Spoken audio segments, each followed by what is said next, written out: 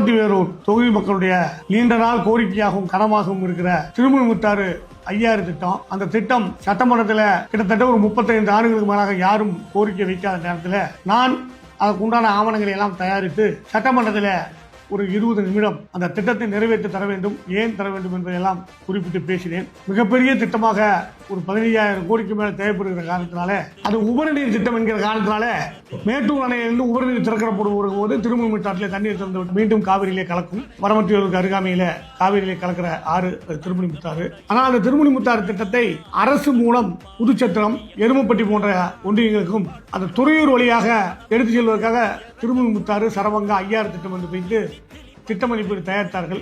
சுமார் 4000 கோடியிலே தயாரிக்கப்பட்ட அந்த திட்டம் தற்பொழுது 15000 கோடியை நெருங்கி இருக்கிற காரணத்தினால உலக வங்கி கடன் தர மறுக்கிற காரணத்தினால அந்த திட்டம் நிலுவிலேயே இருக்கிறது.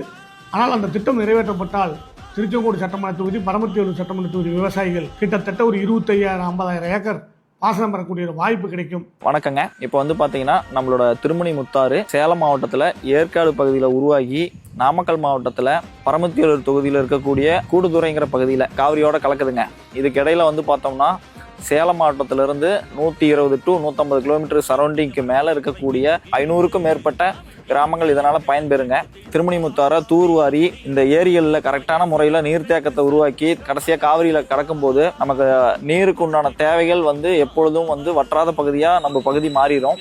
அதே போல் நம்ம பரமத்தி வேலூரில் இருக்கக்கூடிய திருமுல்முத்தாரோட சிறப்பு என்னன்னு பார்த்தீங்கன்னா காஷ்மீர் டு கன்னியாகுமரி வரைக்கும் தேசிய நெடுஞ்சாலையில தான் நம்ம திருமுல்முத்தாறு பரமத்தி வேலூர் பகுதியில் அமைஞ்சிருக்கு. இது பெரிய சிறப்பு. இப்போ இந்த திட்டம் வந்து பார்த்தீங்கன்னா பல ஆண்டுகளா பேச்சளவுலயே இருக்கு.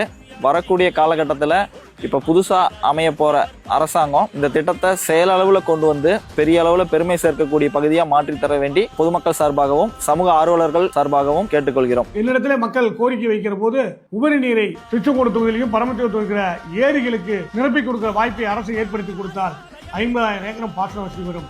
அந்த திட்டத்தை அமைப்பு திராவிட முன்னேற்ற கழகத்தினுடைய ஆட்சியில, தளபதியினுடைய ஆட்சியில உறுதியாக அந்த திட்டத்தை நிறைவேற்ற பாடுபடுவேன்.